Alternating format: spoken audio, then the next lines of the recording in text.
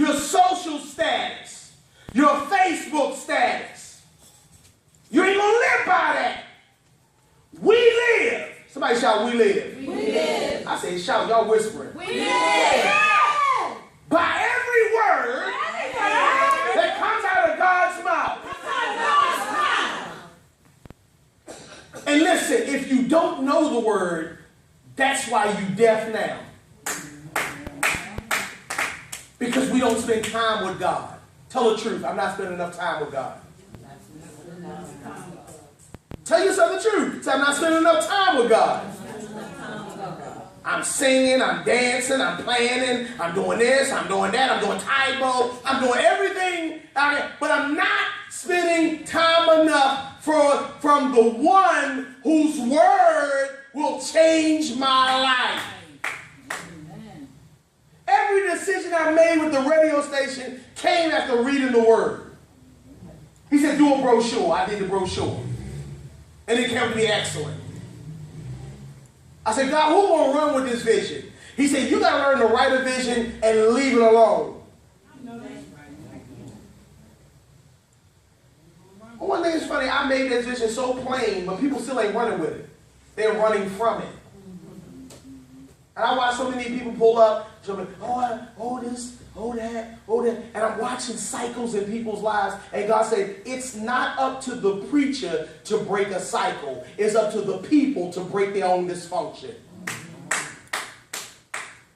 Folk get all this good word and don't use it to change their life. I'm going to show somebody today how to deal with temptation. Because the greatest temptation you're dealing with is your identity. Who you are, Chris, is your greatest temptation. What God said about you is your greatest temptation. Because the minute God shows you who you are, you spend so many days focusing on becoming what he already ordained you to be, you forgot the one who named you. Oh, I gotta practice some more. I gotta do this. I gotta do that. I gotta do this. I gotta do that. Listen, when God calls you who he says you are, you don't have to work at that. Work at him. Oh, man, I wish I could make it even simpler. If he calls you an evangelist, stay in his word. Because people live not by the bread, not by your hoop, not by your dance, not by your shout, none of that. People live by every word that comes from where? Out of the what? The mouth of God. When the Red Sea was parted, who was there? No, Moses was there. His word. He lifted up his mouth. He did what God said. Every blind person healed, where was it? Ooh. Listen, in your life, every blessing that you gotten came in one way or another through a person. Somebody brought you the money. Somebody called you up when you were down. Somebody patted you in the back. Somebody promoted you. Joshua would have never led anything if Moses had not confirmed and affirmed who he was.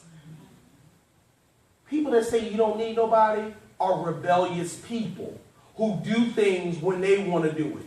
They don't like order. The one thing that you bring to your house, the one thing that you bring to your house, the one thing, Lorraine, you bring to the house is order. That's why they can't drink their beers around you, or smoke their weed, or talk the way they talk. Because when you walk in a room, you bring order. Or are you so connected to them and so cool that you help bring disorder? You bring disorder when you refuse to bring order. Y'all talk to me in a few minutes. Stop trying to find common ground with people who aren't on your level. They talking about Melbas and you talking about miracles. You are not alike. Have no fellowship.